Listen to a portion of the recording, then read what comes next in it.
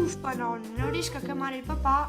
Cosa c'è tesoro? Non riesci a chiamare papà con il computer? No, salta sempre la linea.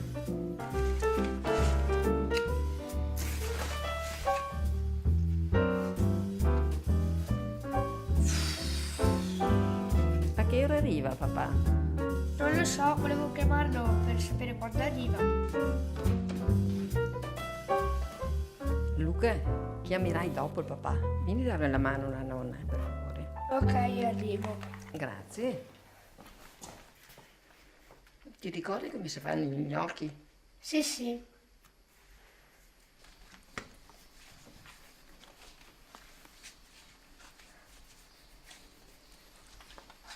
Nonna, che ne dici del mio nuovo tipo di gnocco?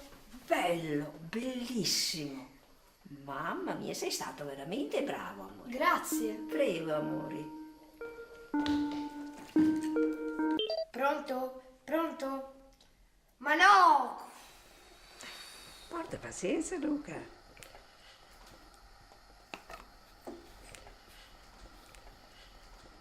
Tesoro mio, ho finito il sale. Te lo vado a prendere io. Grazie, amore.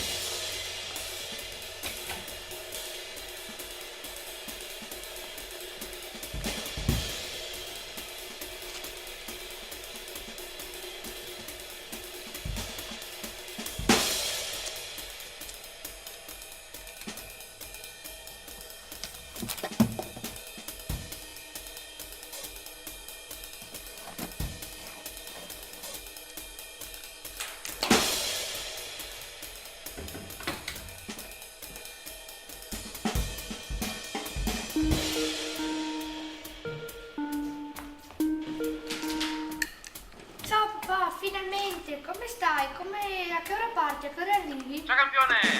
Sono qui all'aeroporto e dovrei tornare verso le 8. Dai, ci vediamo presto. Ciao!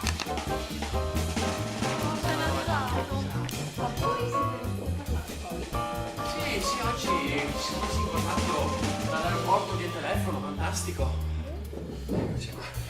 Oh, attenzione, un applauso alla nonna sui mitici gnocchi. Un momento di attenzione, prego. E voilà.